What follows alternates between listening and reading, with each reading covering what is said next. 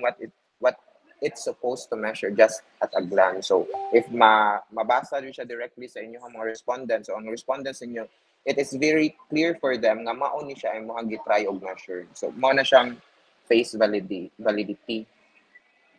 This one is example of a low face validity, no, because example diri kay a company wants to evaluate how satisfied customers are with their shopping experience.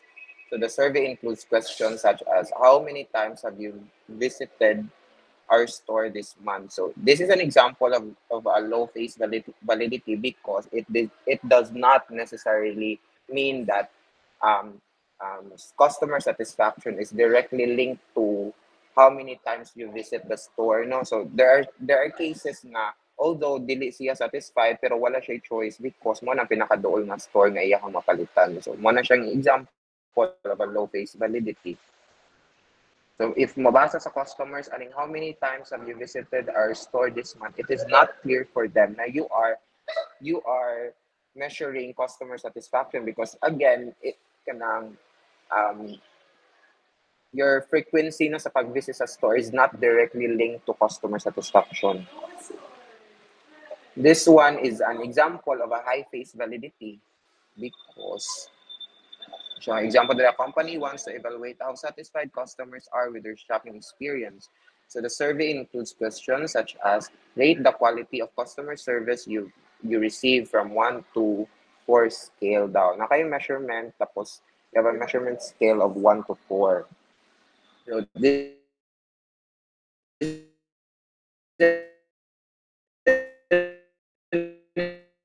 example of a high validity, bigyan mo siya. Of course, ang mga respondents kay maingon jud nga they are measuring the customer satisfaction because customer service, rate the quality of customer service. You know? Now let's have content no validity. Ang content validity, it is strongly related to face validity, but it is more formalized. So both pasabot nga from the word contents, all the necessary definitions no nga inyo no, the researcher need to first define what they want to measure. Kaya para ang katong mga respondents naa sila, you are on the same page. So if kani nga word ang inyong gamit ka ng mabasa niyo sa respondents, tanang respondents kay kanang same ang meaning sa words. Dili maglahi-lahi because you have defined no the word or the term. So to assess if ang content validity, it refers to the kuan gyapon, it refers to the research methodology or a survey or different measurement tool no nga kanang gina-define niya first ang mga definitions or ang mga terms. So this example, for this survey, job performance refers to an employee's ability to complete tasks on time, collaborate effectively with colleagues, solve problems efficiently, and communicate clearly. Please answer the following questions based on these aspects. So from this example, di ba no, ang gina-define niya first si job performance because ang mahitabo class, if dili ni mo i-define first si job performance, ang mga respondents, paglaylahi sila og perspective on the job performance. Kasi pasabotan ng job performance. So ang job performance sa kanang sa isa ka respondents kay maybe lahi siya og definition sa mga uban nga respondents. So mo na if kanang to assess whether your measurement tool or research methodology has high content validity, you need to define all the terms no nga gigamit sa inyong research methodology or the measurement tool. You know?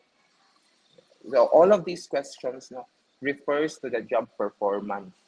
No, the first question, does the employee meet quality standards for their work? So kana siya, pasok na siya sa kanang ability to complete task on time. Di ba no? How often does the employee provide support or assistance to colleagues? So pasok na siya sa collaborate effectively with colleagues. So mo na siya. If you want to measure something, no, you need to define yun ng terms with the necessary sa research. Para same og idea or pagsabot ang tanang respondent. So that is an example of a high content validity, no? Nari question sa content validity. on the word content. So dapat kanang ang contents nimo kay gina-define nimo first or mga terms nga dili klaro kay dapat gina-define nimo. Now let's talk about discriminant validity. Ang discriminant validity daw refers to the extent to which a test or measurement does not correlate with other tests or measurements that it should not be related to. So ang kaning si discriminant validity dapat if you try to measure sa kani gyapon si discriminant validity, it refers gyapon to the measurement methodology or research tool na such that ang kanang research methodology wala na siya ni correlate sa uban nga topic nga tawagan na dapat dili siya mo correlate ba sa other topics or other field. For this example, no? For this example, a company is trying to assess job satisfaction and job performance among employees, their productivity. So this is an example of low discriminant validity because kani siya, for example, sa question 1, how often do you meet your performance targets? So it is related to job performance. Sakto ba? If mo na tag, how often do you meet your performance target? Is it related to job performance or job satisfaction? Anyone?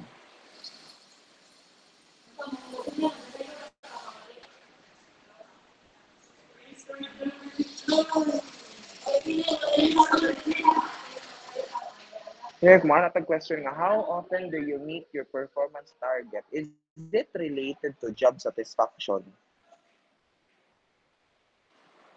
Yes or no? Pwede ra jud i-type. Maulaw mo tubag.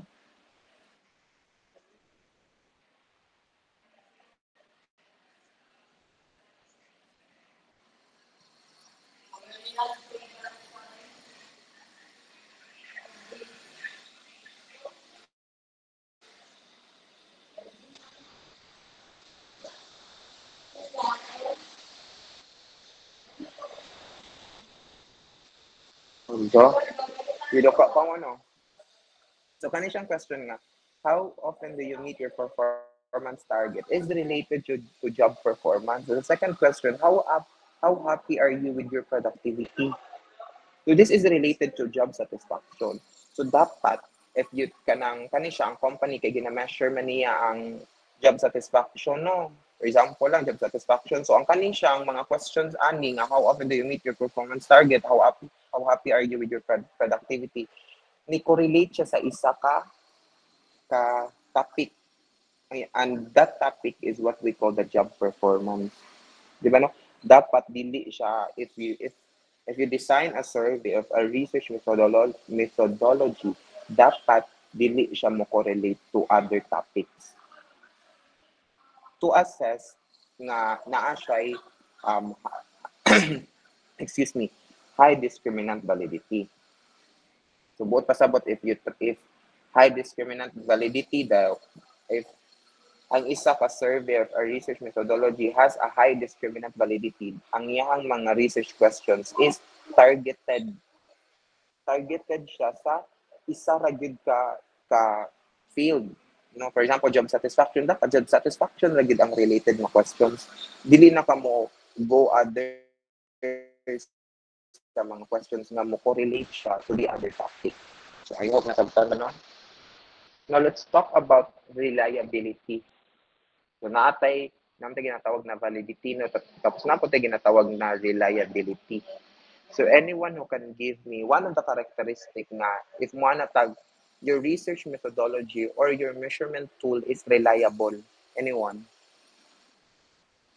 Kano sa taba kaingon nga ang ato ang research methodology is reliable?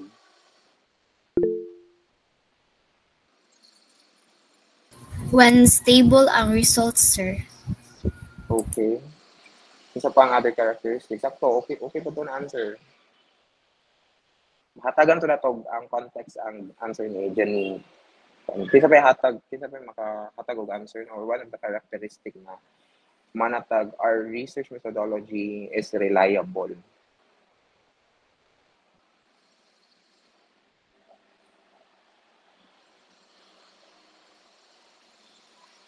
Okay. Si monotag reliability daw, katong giingon ni Janine nga, stable daw ang result. So meaning da ay, if you have a research methodology, no, tapos balik-balikon nimo siya o balik-balikon nimo siya o kanang sa administer ba, kay nga no, same constant ra gyapon ang results. So your outcomes kay dili siya prone to random error. You know, bisag balik-balikon pa nimo siya og test ka 100 times kanang makakuha gihapon ka og same result. In the instance nga dili same gud ang ilahang result pero close sila. Diba no? Kaya dili man jud nato ma-eliminate si random error, no? Ma-lessen nato si random error. It is very difficult to detect no, a random error from your research methodology because it is unpredictable. Nakuha ra so si validity it refers to the situation or a research methodology that is the systematic error is very small. Di ba mao man na si validity no, si reliability it refers to the situation or a research methodology nga small ang iyang random error. And tungod small ang iyang random error mao nang stable ang iyang outcomes. Sa balik-balikon pa na nimo siya og administer ang imong survey pari mag same ra gyapon ang result. No? So there are different kinds of reliability na gigamit sa research na if kanang nakita mo sa MyDay ba to ni Sir Angko nga ang topic kay development and validation ba to of something. So it talks about the validity no daw sa iyang research methodology and measuring daw something senior high school. Na so mao pud niya siya nga to ang gina-tackle sa diri. Kani siya si reliability lang ni pero man naman tag discuss ni validity man. The first type no, of reliability is what we call the test-retest reliability. From the word no test retest, so gi-administer nimo siya ang survey, you know, or a research tool, gina-administer nimo siya kaduha. You measure something twice daw. Tapos we expect similar outcomes. Mo to stable gid ang imong outcomes, no? The stability of measurement requires a market researcher to have collected 2 data samples, is therefore costly and could prolong the research process. So buot pasabot day class kanang if we talk about retest validity, ang usa ka market researcher gud kaduha siya mag-take og survey for example.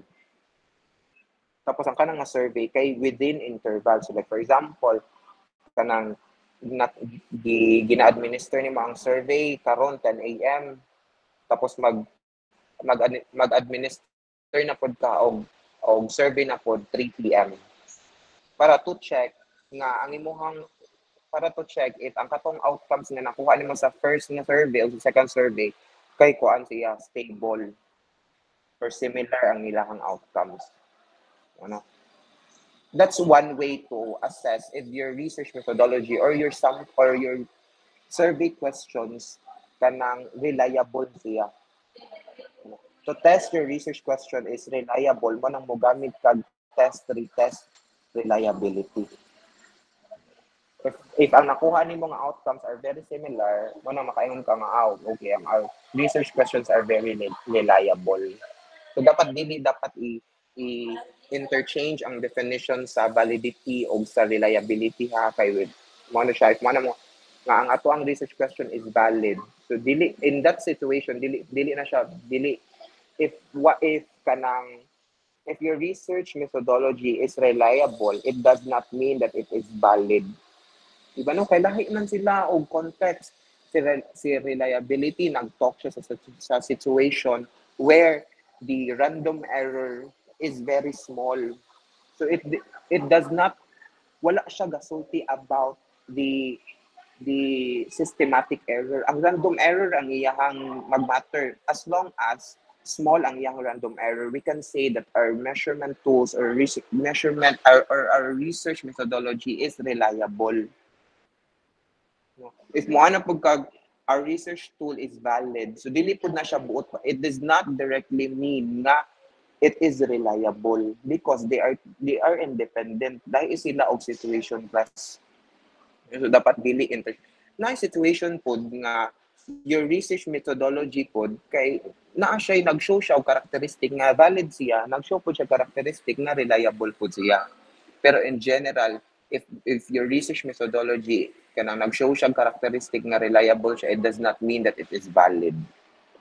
So, mao lang na ako ang buot ipasabot mo. So, example of test-retest validity. A manufacturing company uses a digital weighing machine to measure the weight of raw materials before production. So, the first survey kay the initial test, na siya 10 samples of raw materials, each with a known weight are weighed using the machine. So, nag-retest na po siya after a time interval of 10 minutes na ata ni? 10 minutes, the same 10 samples are weighed again using the machine under the same conditions ay after a week ba siya. So mo question mo, sir, what if ang ato ang gi-measure kay kanang ang raw material diri kay buhi nga isda, di ba? Ang example lang ang raw material nato diri is kanang buhi siya nga isda no. So fresh nga isda. So after 1 week kay di ba mo gaan man ang isda kay mawala man to ang iyang mga moisture nga naa sa sulod sa isda, sakto ba class, no? So if that's the case, kay ang outcomes jud is not similar. Mas bugat jud tong fresh nga isda compared sa katong nakuan na for example nabuwad baron sa init ang isda, di ba? Mas bugat ang fresh compared sa katong mga nabuwad na. So in that situation, that if you do a retest reliability, dapat under siya on the same conditions. No? So dapat fresh nga isda, dapat fresh po nga isda jud.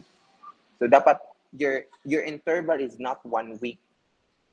Pwede 1 hour, pwede 2 hours, no? Under siya on the same conditions para to test your research tool, no, or research methodology has kanang kuan siya, nag-possess siya og characteristic og retest reliability. If the weights recorded in both tests are identical, no, the weighing machine is considered to have high retest reliability.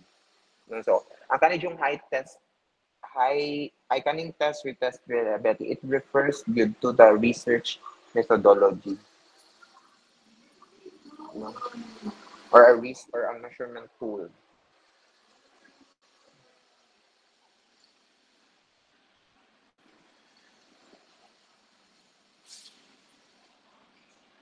Now na po tayo ginatawag nga enter-rater reliability. So from the word enter-rater, naa daw kay multiples daw nga mo rate daw sa imuhang research methodology to assess na it is reliable.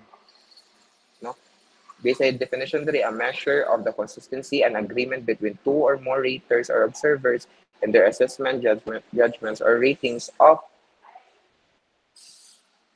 a particular phenomenon or behavior.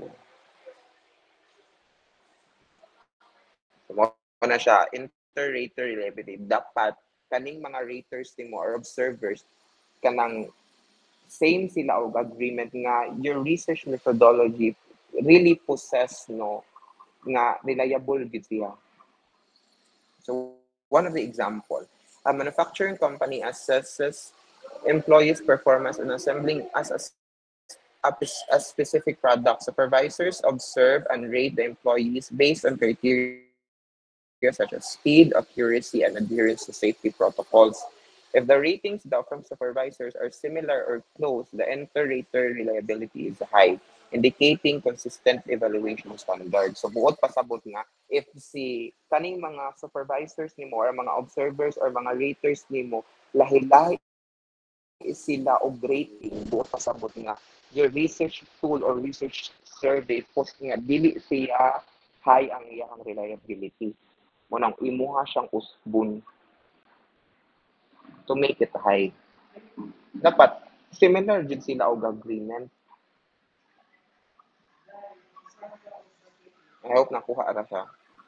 Now the last one is what we call the internal consistency reliability. It refers daw to the extent to which items within a test, survey, or evaluation measure the same concept and produce consistent result. So kato, unsa may kalahian, di ba balik ko na to si test retest reliability. It means that if we measure something twice, we expect similar outcomes. Tawa ninyo ang kanang iyang wording sa. Now let's go on with the internal consistency reliability. Na siya ginabutang ko din. It refers daw to the extent to which items within a test, survey, or evaluation measure the same concept and produce consistent results. So similar outcomes sa gihapon ang ilang gina-produce pero unsa ilang differences sa test reliability o internal consistency reliability? Anyone?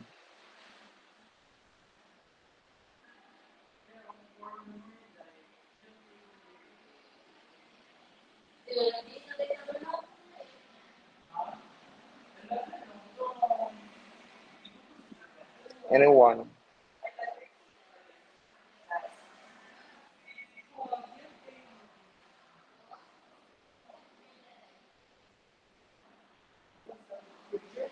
Unsay differences sa test retest reliability o internal consistency reliability? Say difference nila sa context.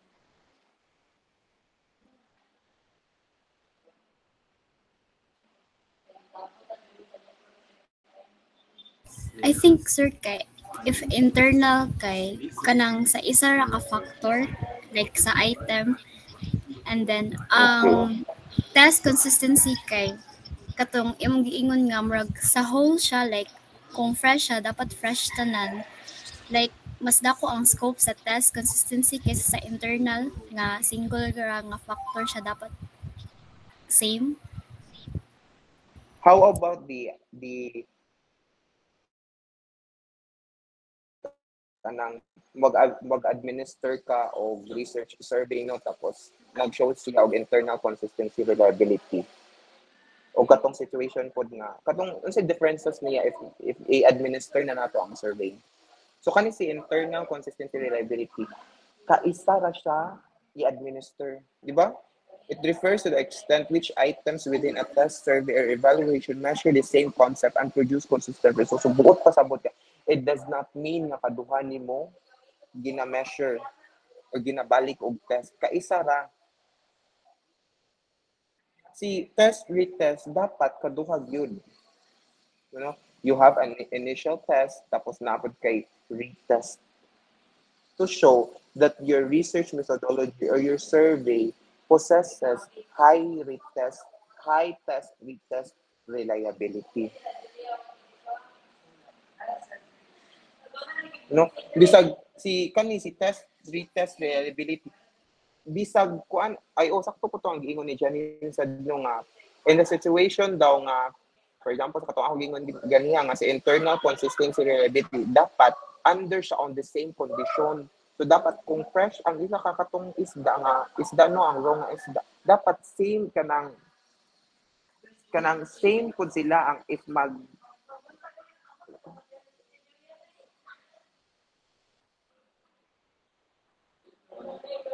so same pud no dili that's an example of test retest reliability ng ata. So dapat under sila on the same condition.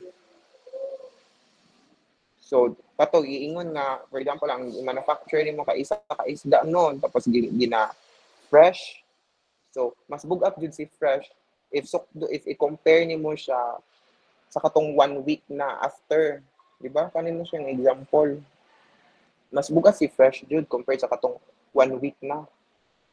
For example, nabuwad sa init. You know, it must be under on the same condition si test retest reliability. dapat under siya on the same conditions. So for example, in the instance nga under siya on the same conditions, makaproduce siya o consistent results. You know, over time. Bisag kanus daw na siya nimo kanang i-take ang i-retest no ang isa ka test parehas ra gihapon ang outcomes if nag-possess ka og high test retest reliability. Ako ara balik ko na ko ha. Si high test retest reliability if nag-possess gali ang imong ka research survey og high test retest reliability makaproduce jud na siya og consistent results over time. So kanang under sila on the same conditions. So if you have a survey no tapos if you have a respondents no from these respondents, for example, ang mga respondents diri kay BS Stat no tapos gina-administer nimo ang survey buntag sayo. Tapos pag 6 PM na pod or 1 week after ginabalik nimo ang test sa stat gihapon nga students. You know, that's one of the example of a high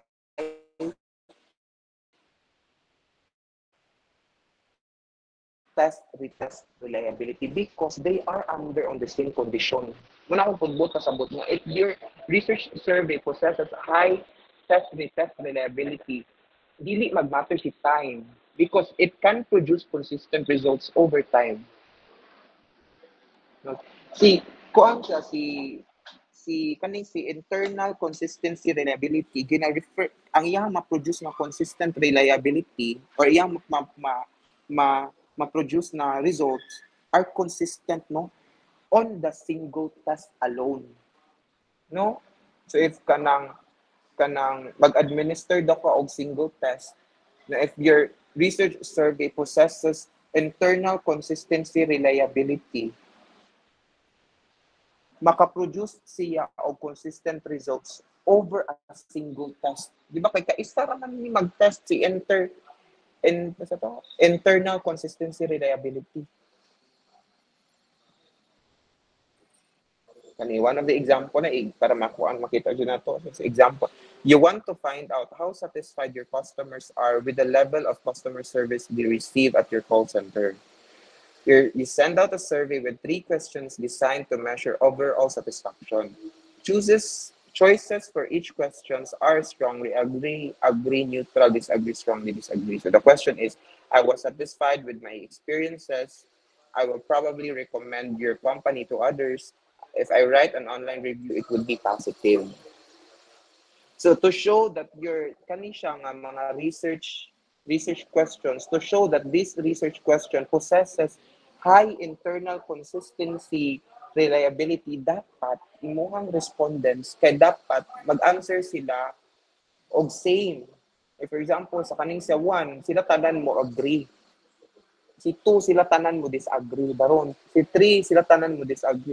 Pero it is dili siya practical. Di ba kay naaman during times na dili jud magkapareha ang ako ang answers.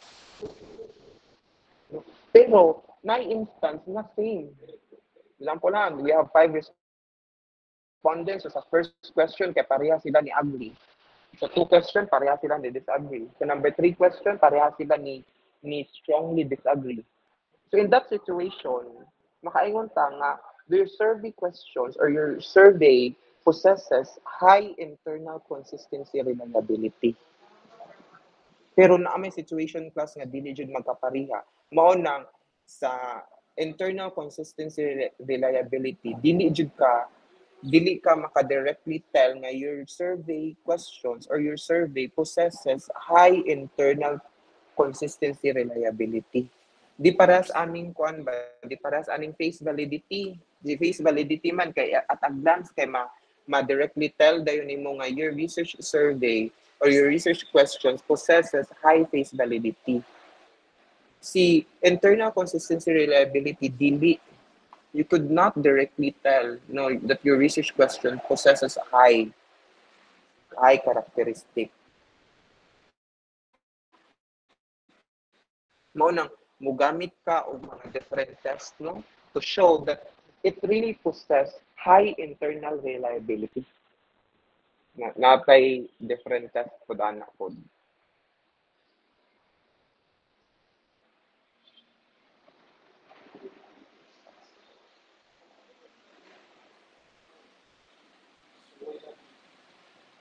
So do you have any question?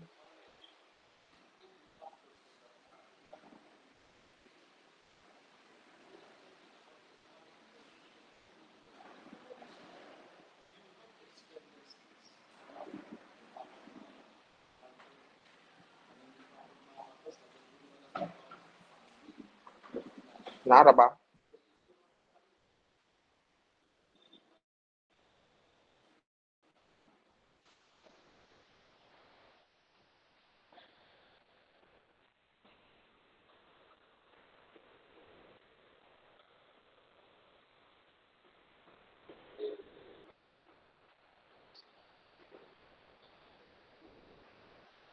Well, a question.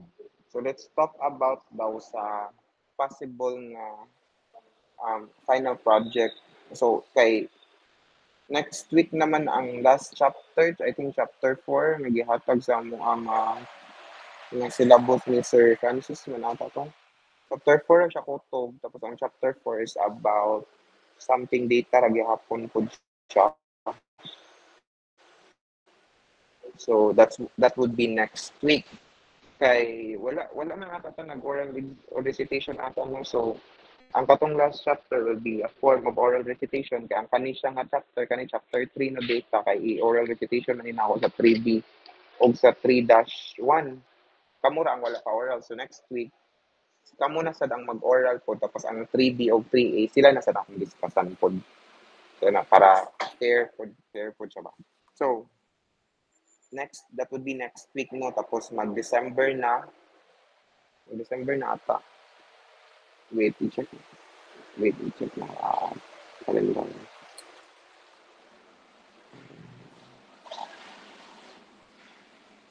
Okay, December 2 next week. So, after that, no, dili na ko mo meet. December 2 ang last na ko na mo meet, no? Tapos, dili na ko mo meet after. So, naamoy 1 week, ma-end man na ang semester, ika 15 manata. So, napamoy 3 weeks.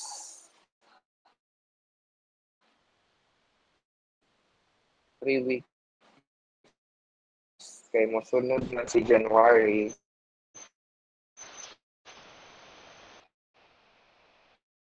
Na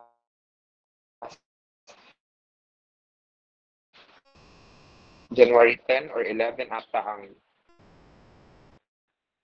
ang last day sa semester. So, napamoy 3 weeks.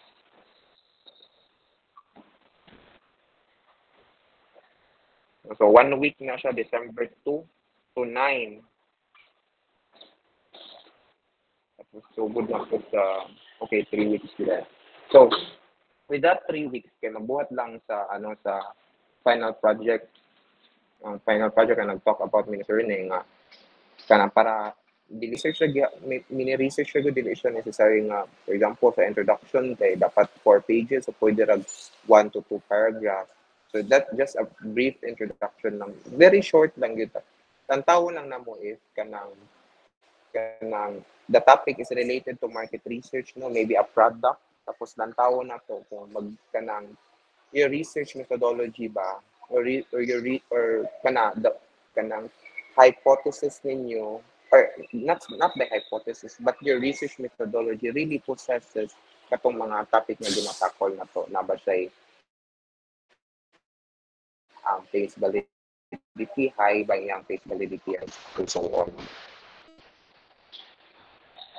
For the topic, kay i-finalize naman ni Sir Rene, mag-talk ni Sir Rene. But for next week, ang topic is, i-check na ako. Magbuhat man sad kog slides ani class, so dili ra jud mo ma-problema pod. At magkuha ra pod kog question based on the slides ra pod na ako ang gihatag.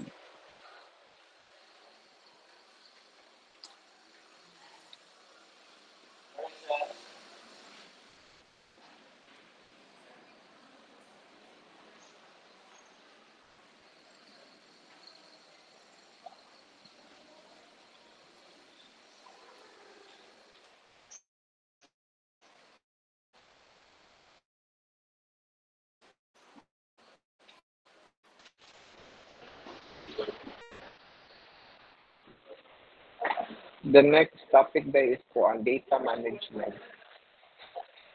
So magatag na po slides ang same song 3B o 3-1 nga magatag na po slides before mag-oral. Do you have any questions?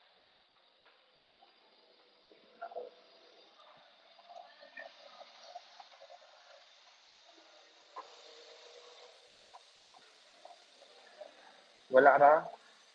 If wala, okay, let's call it a day. Thank you, everyone.